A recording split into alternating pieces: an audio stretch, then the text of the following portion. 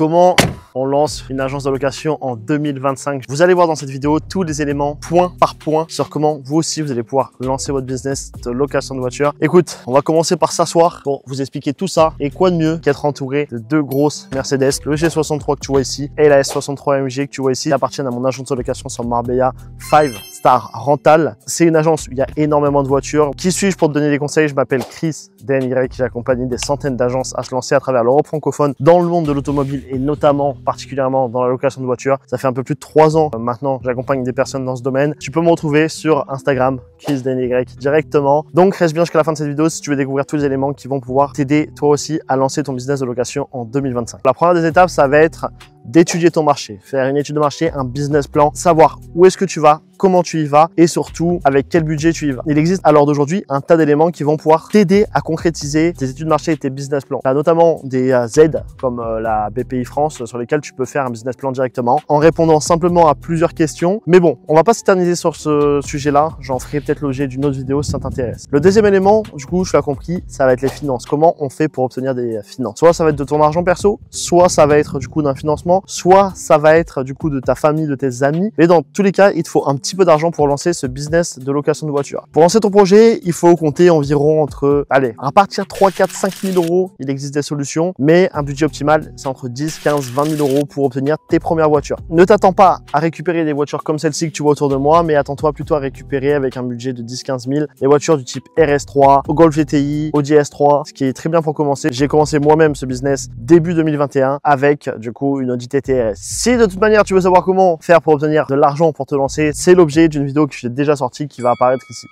Maintenant que tu as tous les éléments, je me lève pour t'expliquer la suite. Le concret du projet, comment ça va se passer? Il va falloir que du coup tu ouvres une entreprise. Pour ouvrir une entreprise, il existe différentes formes juridiques.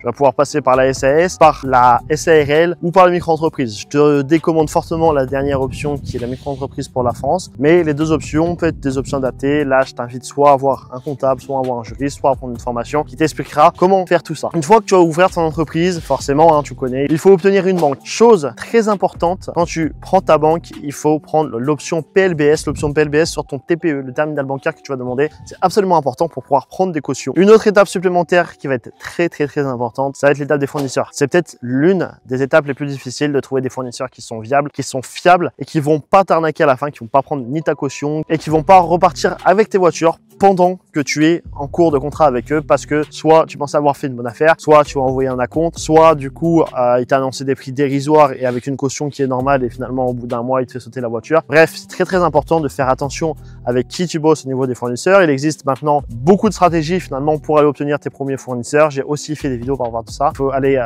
du coup soit dans les pays en Allemagne, en Pologne, en Suisse, en Lituanie, je ne sais où, où il y a des véhicules, tout simplement pour aller les obtenir et essayer de négocier. Mais bon, ça c'est une solution qui est forcément coûteuse et sur laquelle tu n'es absolument pas sûr du coup de pouvoir t'en sortir financièrement et sur la fiabilité des contacts encore une fois. Ou ce qu'il va falloir faire, c'est éventuellement les contacter via Instagram, via Snapchat, via les plateformes. Du coup, il y a des sites spécialisés sur lesquels tu vas pouvoir trouver des fournisseurs. Mais encore une fois, fais ça avec beaucoup de vigilance. Ou la meilleure des solutions, c'est éventuellement de passer par une formation qui est adaptée. Par exemple, dans mon programme, j'accompagne énormément d'entrepreneurs et j'ai des fournisseurs qui, ces véhicules-là, par exemple, viennent de fournisseurs. Et tu peux toi aussi obtenir ce genre de véhicule tout simplement en achetant de l'information et des contacts. Donc, l'information, ça peut vraiment beaucoup t'aider sur toute la stratégie de développement du début jusqu'à la fin. Au passage, si tu as déjà plusieurs milliers d'euros de budget, tu peux tout simplement prendre contact avec moi dans la description et je pourrais te parler un petit peu de pas mal de petites choses, de solutions pour qu'on puisse éventuellement bosser ensemble et aller récupérer tes premiers véhicules. Par contre, je vais bientôt fermer le lien qui est ci-dessous. Donc, dès que tu vois qu'il n'y a plus de place, c'est que j'ai fermé pour le moment le programme. Une fois que tu as obtenu l'argent nécessaire pour lancer ton projet,